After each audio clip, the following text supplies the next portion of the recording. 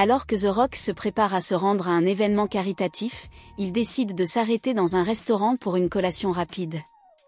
En entrant, il aperçoit un groupe de racistes harcelant un couple noir.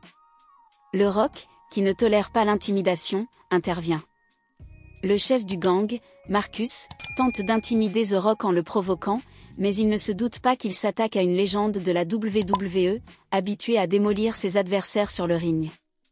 L'ambiance de la petite ville d'Ashford contraste avec cette scène tendue.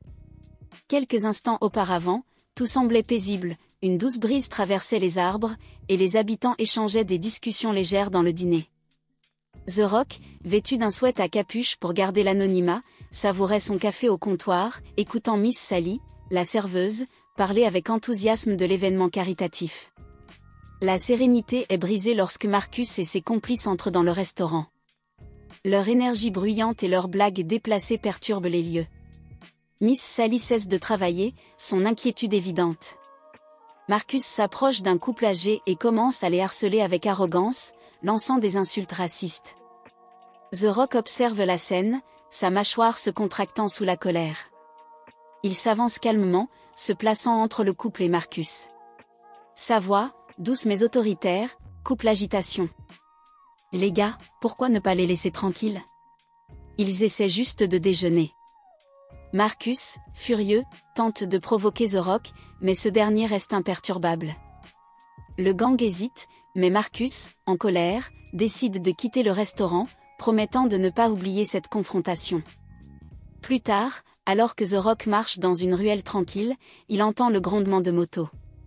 Marcus et son gang sont de retour, cette fois armés de battes, de chaînes et de couteaux. Ils encerclent The Rock, prêts à en découdre. Avec une maîtrise impressionnante, The Rock affronte ses assaillants. Ses mouvements sont fluides, précis. Il esquive, contre-attaque et neutralise méthodiquement ses adversaires. Les coups pleuvent, mais The Rock reste debout, utilisant ses années d'entraînement pour dominer ses agresseurs. Finalement, Marcus, blessé et humilié, ordonne à son gang de battre en retraite. The Rock, couvert de sueur mais victorieux, observe leur départ avant de reprendre calmement sa promenade, laissant derrière lui une ville silencieuse, témoin de son courage. Un craquement esséurant résonne alors que le voyou est envoyé en arrière, ses pieds se soulevant brièvement du sol avant de s'écraser sur une pile de poubelles en métal. Le bruit de l'impact résonne à travers l'allée. Le couteau scintille faiblement dans la lumière, d'un éclat menaçant, tandis que le voyou se précipite en avant, prêt à frapper. Mais The Rock n'est pas une cible facile.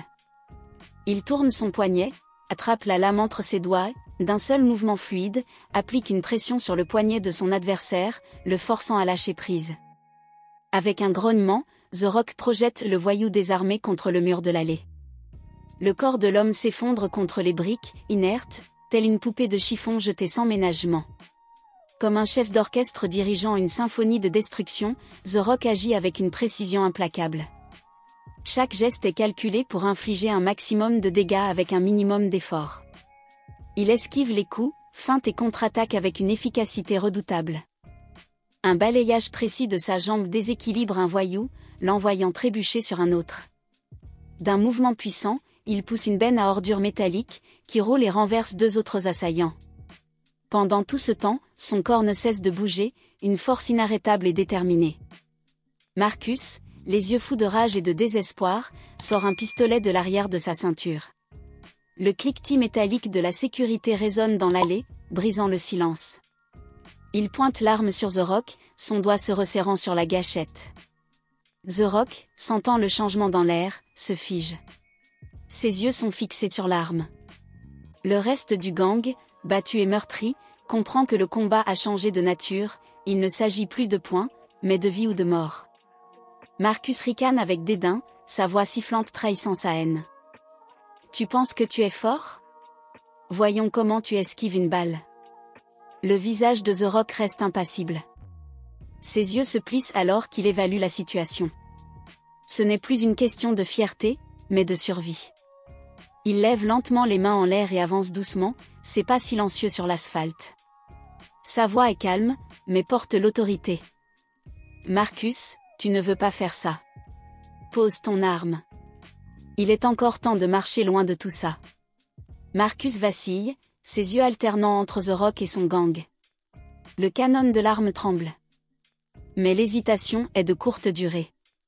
Avec une rapidité foudroyante, The Rock bondit, désarme Marcus d'un geste précis et envoie l'arme glisser sur l'asphalte, son cliquetis brisant la tension de l'instant. Surpris, Marcus recule.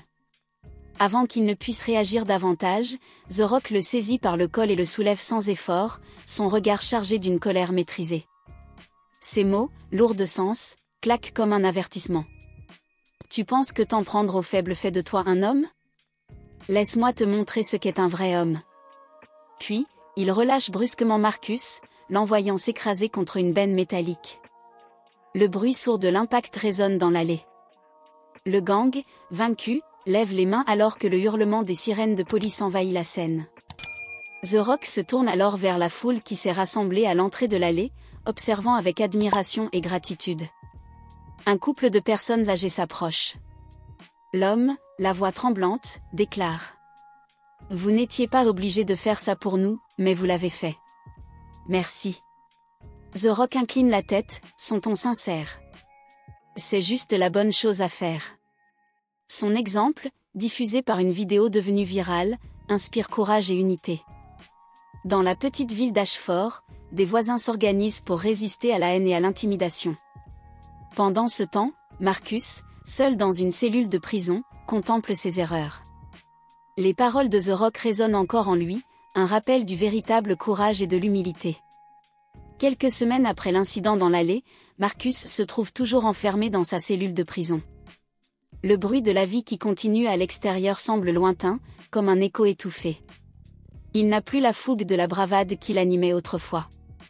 Chaque jour, il se réveille avec le même sentiment de vide. Son regard vide se perd dans le mur froid de sa cellule, le souvenir de l'affrontement avec The Rock toujours présent dans son esprit. Il repense à ce moment où il a senti la poigne de The Rock, ses bras puissants comme des chaînes de fer. Le regard qu'il a croisé, empreint de calme et de force intérieure, le hante encore. Le bruit sourd de son corps heurtant la benne à ordures résonne dans sa mémoire, un symbole de sa défaite totale. Mais au-delà de la défaite physique, Marcus commence à réaliser que sa plus grande défaite n'a pas été dans l'allée, ni même dans la violence qu'il a subie. C'était sa propre vie, qu'il avait détruite à force de violence, de haine et de fierté mal placée. Ce qu'il avait vu en The Rock ce jour-là, ce n'était pas seulement un homme capable de se défendre, mais un homme capable de changer la vie des autres, de faire la différence. Un homme qui avait quelque chose que Marcus n'avait jamais cherché, une véritable force intérieure, une humilité profonde. Un matin, alors qu'il est plongé dans ses pensées, un gardien de prison frappe à la porte de sa cellule et la fait glisser avec un bruit métallique. « Marcus, on a quelqu'un qui veut te voir », annonce-t-il d'un ton sec. Marcus se lève en traînant les pieds. Lorsqu'il arrive dans la salle de visite, il est surpris de voir une silhouette familière. C'est The Rock, en personne.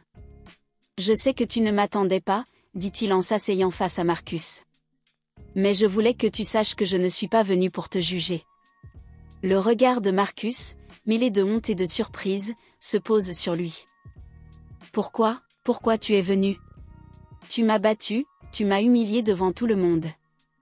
Qu'est-ce que tu veux de moi ? » The Rock le regarde dans les yeux, un air sérieux et calme sur le visage. « J'ai vu en toi quelqu'un qui était en train de se perdre, Marcus. Je sais que ce n'est pas facile de sortir de ce genre de vie, mais tu as encore un choix. J'ai vu le potentiel en toi, même ce jour-là, après tout ce que tu as fait. Je crois que tu peux changer. » Les mots de The Rock résonnent dans l'esprit de Marcus, une petite étincelle de doute s'allume dans son cœur. Pendant des années, il n'a vécu que pour la violence, l'argent et la domination. Mais au fond de lui, une part de lui-même se demande si c'est vraiment tout ce qu'il mérite. « Et comment tu sais que je peux changer ? » rétorque Marcus, la voix tremblante, presque désespérée. « J'ai fait trop de mal. » Parce que tout le monde peut changer, Marcus. Ce n'est jamais trop tard, tant qu'on est prêt à prendre la décision de le faire. Tu peux faire une différence, mais ça commence par toi-même. Tout ce que je veux, c'est que tu te donnes cette chance. Le silence s'installe un instant. Marcus regarde The Rock, ses yeux emplis d'émotions contradictoires. Il ne sait pas encore s'il est prêt à changer, mais une chose est sûre, les mots de The Rock ont semé une graine de réflexion dans son esprit. Quelques mois plus tard, Marcus est libéré de prison. La ville d'Ashford, inspirée par les événements qui se sont produits, a commencé à se reconstruire, à se réorganiser. La violence qui régnait autrefois dans les rues a diminué, les habitants cherchant des solutions pacifiques pour résoudre leurs conflits. Marcus se trouve face à une nouvelle réalité. Il n'est plus un chef de gang, ni un homme qui se cache derrière la violence. Il est un homme brisé, mais avec l'espoir d'une nouvelle vie. Il se rend à des réunions communautaires, assiste à des séances de réhabilitation, et commence à travailler avec les jeunes, leur montrant un autre chemin que celui de la violence. Un jour, alors qu'il marche dans la rue, il croise The Rock. Leurs regards se croisent, et cette fois, Marcus sourit, un sourire sincère, même si timide. « Salut, Marcus, dit The Rock. Je vois que tu as pris les choses en main. » Marcus hoche la tête. « Ouais, c'est pas facile, mais je fais des efforts. » Merci, The Rock, pour m'avoir donné cette chance. The Rock lui adresse un sourire encourageant. « Tu n'as pas besoin de me remercier. C'est toi qui as pris la décision de changer. Et c'est ce qui compte le plus. » Dans le regard de Marcus, on peut voir une lueur d'espoir, un changement tangible. Bien qu'il ne sache pas encore ce que l'avenir lui réserve, il est prêt à affronter sa nouvelle vie, en ayant enfin compris que la véritable force réside dans la capacité à se relever, à se reconstruire, et à offrir aux autres ce qu'il n'avait jamais cru pouvoir donner, la rédemption.